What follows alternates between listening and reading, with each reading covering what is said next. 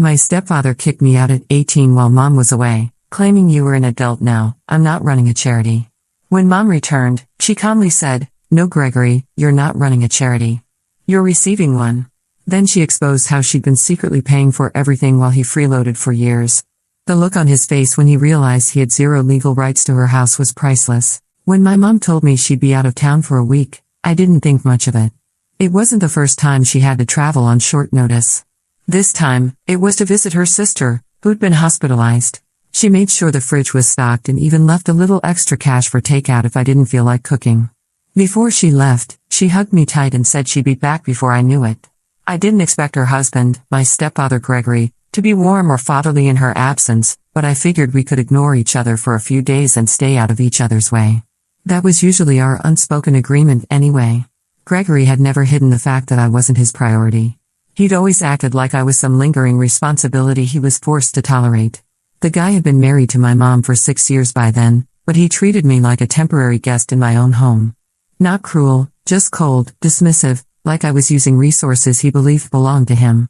I was only 3 days into my mom's absence when things escalated. I came home after a long shift at the bookstore where I worked weekends and found my laundry basket dumped in the hallway and my bed sheets missing. At first I thought maybe the dryer had eaten them, note the sarcasm, or he'd accidentally knocked things over while looking for something, but when I stepped into my room, I realized it wasn't an accident. My stuff was being packed up. Gregory was sitting on the couch watching a football game with a drink in hand, acting like it was just another Sunday. When I asked him what was going on, he looked at me like I just asked the stupidest question on earth. He said he figured I'd understand by now that I was an adult and that it was time I started acting like one, that he wasn't running a charity and that I had no reason to be freeloading anymore. I told him my mom would be back in 4 days, that this was my home, too. He shrugged and said that I was legally an adult now and he didn't have to let me stay under his roof, that it was his house and his rules. His house. Those 2 words made something inside me burn. This wasn't just his house. My mom had bought it after her divorce from my dad years before Gregory even came into the picture. But he stood there like he owned the walls, the floor, and every right to decide who lived inside them. When I tried to call my mom, he blocked me, saying she was handling family and didn't need to be bothered with my drama. I grabbed what I could, some clothes, my charger, my shoes, and left. It was around 8 p.m. and I had nowhere to go. I didn't want to tell anyone right away. Part of me was embarrassed, like I'd done something wrong. It was ridiculous, I know. But when someone kicks you out like you're trash, you start second-guessing yourself. I called my friend Abby and without asking for details, she told me to come over. Her parents weren't thrilled to have an unexpected guest, but they let me crash on their pull-out sofa in the basement. I promised it would only be for a few days. The next few nights were the longest I'd ever known.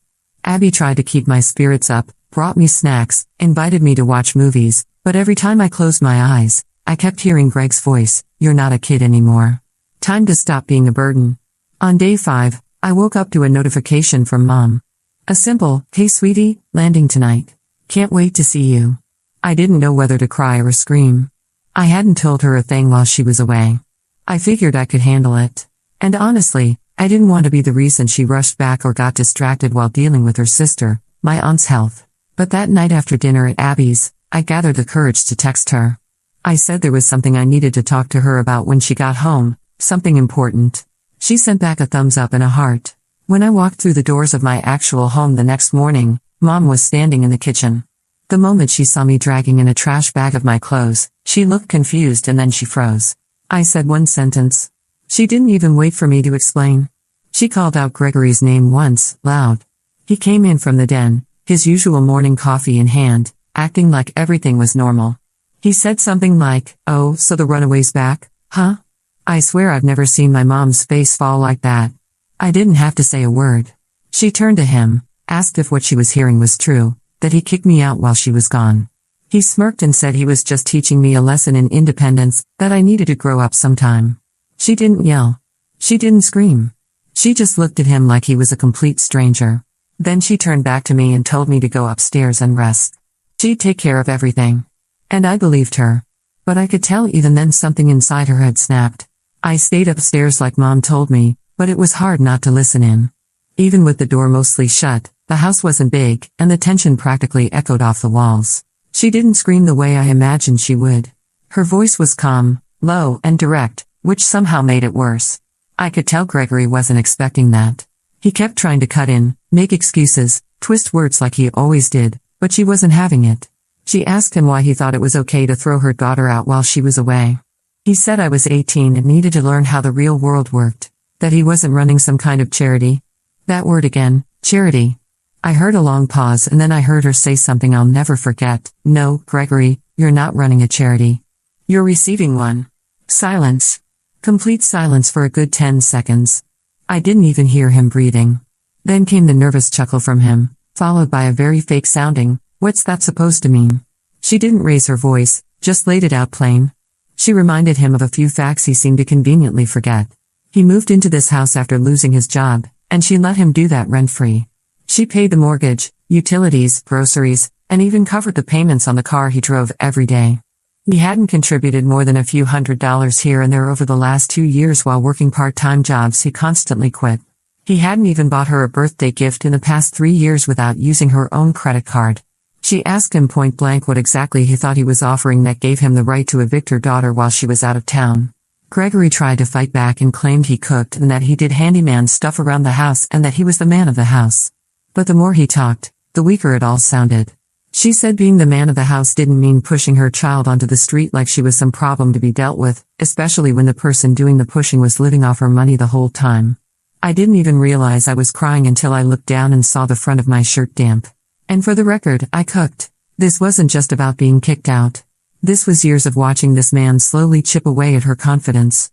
Years of him making subtle digs about her age, about how she lucked out finding someone like him, about how clingy I was. I guess I never really knew if she saw it, but now it was clear she did. She told him to leave. Just like that. He laughed at first, thought she was bluffing, but when he saw she wasn't, he started switching tactics. First came the guilt trip. How could she do this after everything they'd been through? Didn't she remember their wedding vows? Then came the anger, saying she was just a bitter woman who let her bratty daughter run the house. And when none of that worked, he went quiet. I heard the front door slam not long after. And later that afternoon, Mom came up to my room with a cup of tea and sat beside me. She didn't say much, just rubbed my back for a minute and told me everything was okay now, that I wasn't going anywhere again, not unless I wanted to. When I asked her why she hadn't said anything all these years, she just sighed. Said that sometimes you want something to work so badly that you ignore the cracks. And sometimes you think keeping the peace is the best way to hold your home together. But when he crossed the line and hurt me, she realized something important. There's no peace in a house where your child doesn't feel safe. Then she told me that Gregory didn't just get kicked out. He got cut off completely. My jaw dropped. Apparently, the whole time they were married, she'd been careful. The house was still in her name. She never added him to her will. Every joint account had a cap, and she kept a big savings account in her maiden name.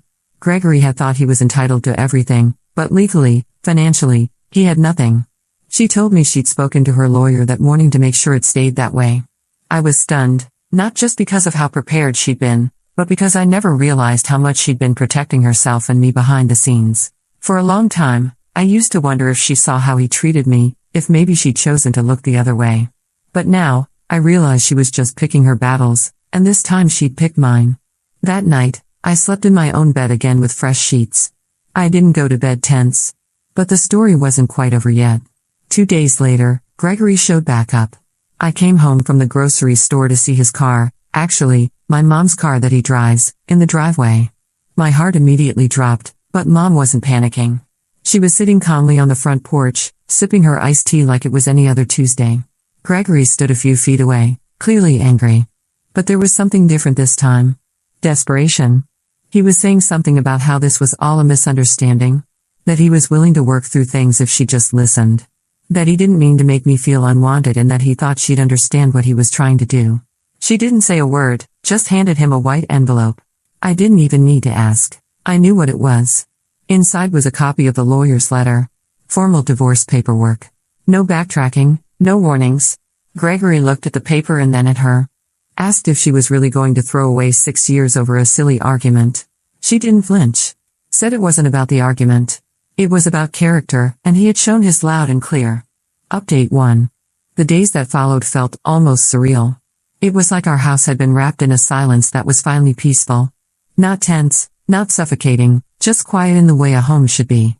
Gregory hadn't come back since the day Mom handed him the divorce paperwork. She muted his number, moved all her passwords and finances back to single-user access. She even asked me to help her set up a new PIN for her debit card, something he used to know without ever asking. I could see her slowly breathe again. It wasn't easy for her. 6 years is a long time to live with someone, even if they weren't all good years. But she was getting stronger by the day. Then came the messages. Not to her. He couldn't get through. He started texting me. At first, it was smug stuff. He said he hoped I was proud of myself for ruining a marriage and breaking apart a family. He acted like I was the problem, that I must have manipulated my mom into turning on him. I didn't respond. Then his tone shifted. He said he forgave me, that I was just a kid, that he knew I didn't understand grown-up stuff, and that my mom had always been emotionally unstable anyway. I still didn't respond. And finally, he begged. He said he had nowhere to go. That he'd been crashing with a friend, but it wasn't working out. That he missed the house, the routine, the meals, even the little moments. He called me kiddo in one of those texts like he used to when things were normal in the very beginning. But there was no warmth behind it anymore, just cold calculation. I showed Mom. She just sighed and told me I didn't have to carry any of it. She said Gregory had made his choices and just because he was regretting them now didn't mean we had to carry the fallout. Still, I could tell it wore on her. The idea that she once loved this man enough to believe he'd be a real partner, a father figure. Even that weekend, we went to the farmer's market together, something we hadn't done in years. She laughed while trying samples. I picked out weird jams just to see her face scrunch up. And for once, we didn't talk about Gregory. It felt like starting fresh until Monday morning. Gregory showed up at her work. He stood outside the building like some lost puppy. At first, her co-workers thought he was there to surprise her or something, but she was horrified. She walked past him without stopping. He followed her. She had to tell him in front of everyone that he needed to leave, that their relationship was over and his behavior was completely inappropriate. Security had to get involved. And that night, we talked again. She told me something that finally put everything into perspective, something that explained why she held on so long. It wasn't just love, it was guilt. When she met Gregory, she'd just come out of a rough patch.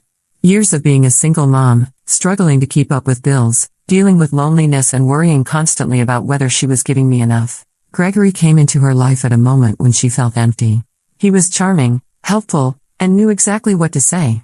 He never came on too strong. Instead, he slowly wrapped himself around our lives, doing little things that made her feel seen and supported. At first, it seemed harmless. But over time, she started to notice the manipulation, the way he'd sulk when she spent too much time with me, the comments about how hard it was to support someone else's kid. She said she stayed because she felt like she owed him for being there when things were bad. But this past week had reminded her of something important. She didn't owe anyone anything that came at the cost of her dignity or her daughter's safety. Then she told me something else. She had quietly started the process of selling the house. Not because she wanted to run away from the memories, but because she wanted a full restart. We'd moved to a smaller place, something just ours. The next day, we started packing. Not everything, just a few boxes of things we knew we'd want with us. A week later, Gregory tried again. This time, he emailed her.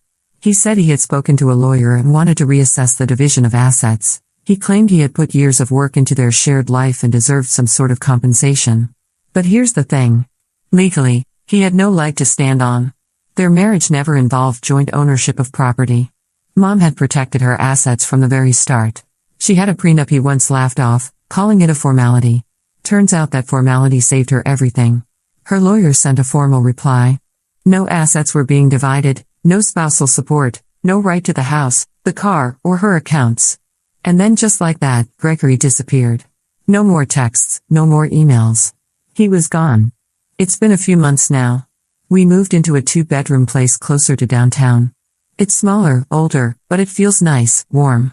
Mom's smiling more.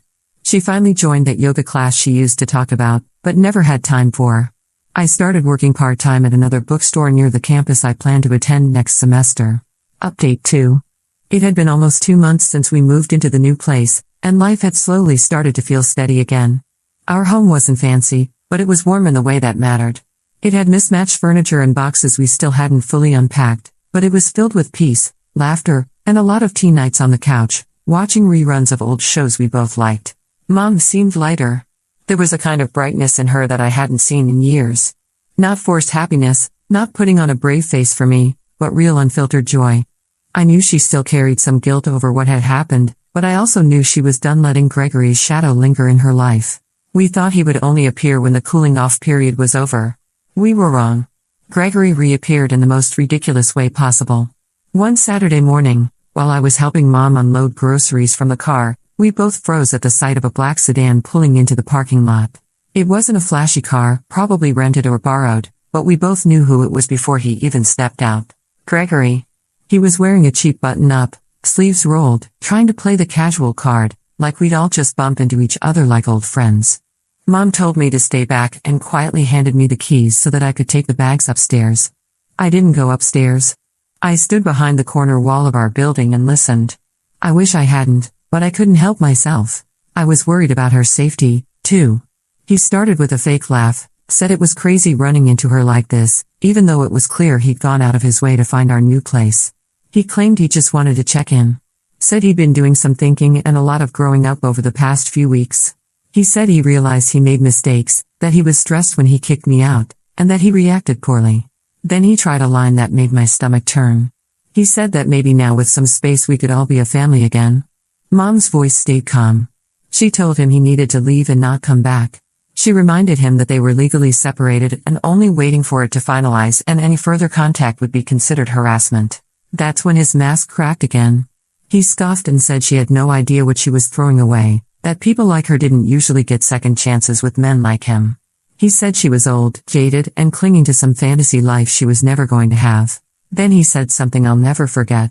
He told her that she should remember where she came from, that without him, she'd still be working double shifts at that call center, struggling to keep the lights on, and begging for a loan from her relatives. That he had been the one to elevate her. And that's when she laughed. Not sarcastically, not bitterly, just a short, real laugh, like someone finally heard a joke they'd been waiting for all their life. And then she told him the truth. She looked him dead in the eye and said that the only person who'd been receiving charity in the marriage was him. She told him about the trust fund her grandmother left her when she turned 30. How she'd used it to pay off her debts, buy the house in her name and create the illusion of a comfortable middle-class life while working part-time only to keep herself busy, not because she needed to. She said she'd let him believe he was contributing more than he was, that she'd covered up his repeated job losses, his failed investments, and the loans he secretly took out in hopes of flipping cryptocurrency. She said the only reason she never threw it in his face was because she wanted to maintain some form of respect between them.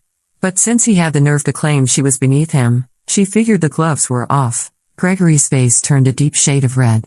He tried to deny it at first and said she was bluffing, that there was no way she had that kind of money and that if she did, he would have known. Mom said that's exactly why he didn't know. Because if she told him back then, he would have treated her worse than he already did, tried to drain her dry and make it look like he'd earned it. Then she told him one final thing, that the prenup protected everything and there wasn't a single asset or penny he could touch. Gregory didn't respond right away. He just stood there looking like a man who just realized he'd bet his life on a scratch ticket and lost. When he finally did speak, all he said was that she'd regret this, that karma had a way of coming around. Then he got in the car and drove off. Mom didn't look back once. Later that night, she told me she debated telling him that truth for a long time. But when he showed up trying to play the victim, claiming she owed him something after everything he'd done, she realized it was the only way to close that chapter. We didn't talk about him again after that. Instead, we made dinner, watched a terrible cooking competition show, argued about whether or not pineapple belonged on pizza, and for the first time in a long time, I felt something settle deep in my chest. Security, not just financial, emotional. I wasn't a charity case, and she wasn't either. We were a team, and now we could finally live like it. Update 3. It was a Sunday afternoon. I was home alone since Mom had gone out to run errands. When I opened the door, I froze.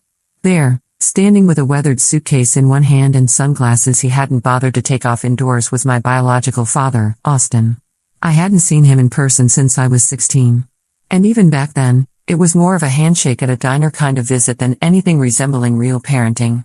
He'd moved abroad not long after the divorce, some corporate job in the Middle East, I think, and his presence in my life was kept alive, mostly through inconsistent birthday cards and the occasional polite check-in with Mom. He looked older now, like life had finally caught up to him. But there was a steadiness in his expression that wasn't there before. I stood there, too stunned to speak, until he gently asked if Mom was home. She wasn't, but I let him in anyway. He didn't say much at first, just looked around, noticing the mother's space, the unpacked boxes. Eventually, he sat at the kitchen table and sighed. Said he had only just found out what had happened, about Gregory kicking me out, about Mom leaving, about everything. He'd heard it from an old friend of Mom's, someone who ran into him at the airport when he came back into town for a short visit. He hadn't even been planning to stay long, but apparently that conversation changed his itinerary. He said he knew he hadn't been around the way he should have, that he always assumed Mom had it handled because she was strong and stubborn and never wanted to ask for help, but he regretted letting that assumption keep him away for so long. And then, before I could say anything, the doorbell rang again. It was like the universe was on a timer. This time it was Gregory. Of all the moments he could have chosen to try another grand re-entrance into our lives, he managed to pick the exact one when my biological father was sitting in our kitchen sipping lukewarm tea. I opened the door and immediately felt a wave of annoyance ripple up my spine. Gregory had that same self-important look again, the one that screamed he was here to reclaim what was rightfully his. He looked me over like I was a child throwing a tantrum, and then gave some pitiful speech about how he and Mom needed to talk things through like adults. Before I could shut the door in his face, I heard Austin's voice from the kitchen, low but firm. He asked who it was. When I said it was Gregory, I expected him to sit quietly and let me handle it. But no, my father got up, walked right to the door beside me, and opened it wider so Gregory could see him standing there. Now, that was a moment I'll never forget. Gregory blinked like he didn't recognize the man. Then his eyes narrowed. Austin kept his expression calm, but his tone had cooled into something razor-sharp. He said he had just flown in and had heard about Gregory's little stunt, kicking out a teenage girl while her mother was out of town, calling it not running a charity, and then trying to slither back when he realized he'd bitten the hand that fed him. Gregory scoffed, obviously rattled. He said it wasn't any of Austin's business, that this was a family matter between him and his wife. Austin smiled, but it wasn't a warm one. He told Gregory that this was very much his business, that I was his daughter, not his wife's problem. That while he had kept a respectful distance for years out of courtesy and trust, he had never signed off on a grown man thinking it was okay to put his child on the street over some ego trip. Gregory tried to pivot, said that maybe things were miscommunicated, that he had just made a bad judgment call during a stressful week. But Austin didn't budge. He told Gregory flat out that any man who couldn't keep a roof over a young girl's head for even 1 week wasn't fit to claim authority in that household. That if it weren't for Mom's grace, Gregory would have been jobless and homeless years ago. Gregory's face turned a deep crimson, and for a second I thought he was going to try to argue. Instead, he turned to me, maybe thinking I'd soften the blow, and said that maybe we were all overreacting, that he was just trying to help our blended family function better. Austin cut in sharply. He told Gregory not to insult our intelligence with that nonsense. And then came the final blow. Austin said that if Gregory came near our place again, he'd get a restraining order. He wasn't bluffing. He even pulled out a business card from his wallet. Apparently, he had a lawyer in town, and he was more than willing to get involved if necessary. Gregory stood there, stunned. This wasn't the version of my father he'd been expecting. Maybe he thought I didn't have anyone standing behind me. Maybe he assumed I was just some angry stepkid trying to make trouble. But now he realized I wasn't alone. He turned around and walked off without another word. Once the door shut, Austin sighed that he hadn't meant to go full Liam Neeson, but someone had to say it. We both laughed. Not because it was funny, more because it felt like something had cracked open, letting the light back in. Mom came home about an hour later, her eyes widening the moment she saw Austin at the table. But after a brief pause, she smiled. They hugged like two old friends. And just like that, the past collided with the present, but this time it worked in our favor. That night, we all ate dinner together, not as some happy family fantasy, but as 3 people who had finally understood where they stood. Gregory may have thought he was the man of the house, but he was just a visitor in a home that never truly belonged to him.